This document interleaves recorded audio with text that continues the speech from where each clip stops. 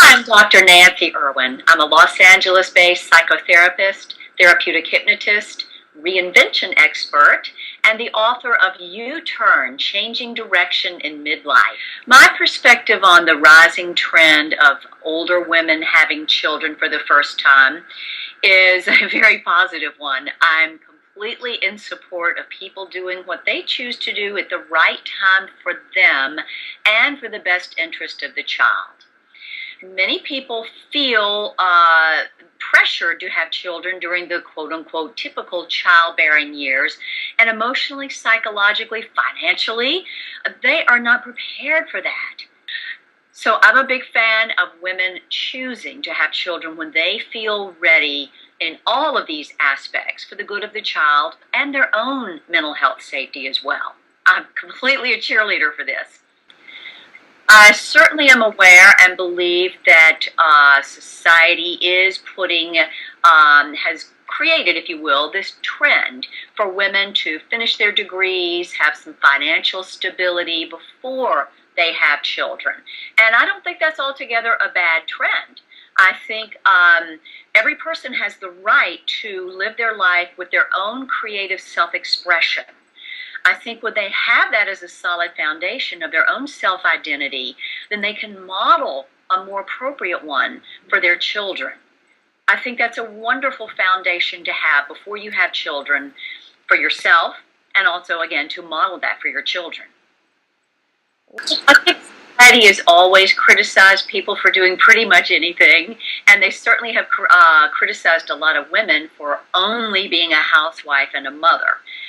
I think any woman who is brave enough to make her own choice can rise above that criticism as long as she is true to her goals and the why behind the fact that she is choosing to have a child now.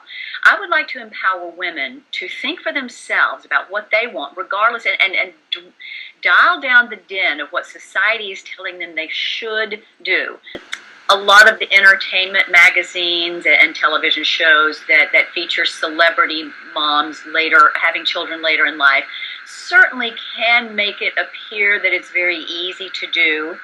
I think most intelligent women who absorb this information are looking behind that and at all the facts of how the celebrity's life is definitely different than theirs. They may not have those resources to go through all the fertility treatments, etc. Intelligent women can think behind that. That is a powerful influence, absolutely.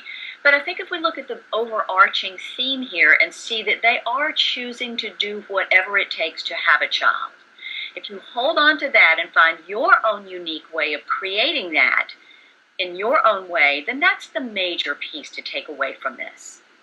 So if you look at the years 40 to 60, that is the middle. The middle of anything can be the juiciest part. There's a natural tendency in the middle of any process, whether it's the middle of the school year, the middle of climbing across the monkey bars, to turn around, look at how far you've seen, where you're going, to reassess, am I really committed to the direction I'm taking, or should I make another commitment at this time? Nothing wrong with doing that at all. That's what bright people want to do. I don't understand why it should be any different when it comes to parenting than it is with changing careers. We're all living much longer than our predecessors did. We have time to have multiple do-overs. The typical person changes careers at least 4 or 5 times now before they retire. Who says we can't begin a new chapter of being a parent in our middle years? Most of the people I've seen who've chosen to do this are more committed to being a good parent, to doing whatever it takes. They have the resources, and they are willing to do whatever it takes to be a much better parent than they admit they would have been in their 20s. A woman who does wait till her 40s generally has a much stronger sense of self. She's read all the books, she's talked to other people who've already gone through childbirth and child rearing, and she knows what to expect for the most part. Some of the obstacles certainly may be the bias of other people, the comments being made, the, oh my God, I couldn't do that at this age. Are you sure you want to do this? You're going to be 80 when the kid gets married and all of that. I encourage women to just rise above that.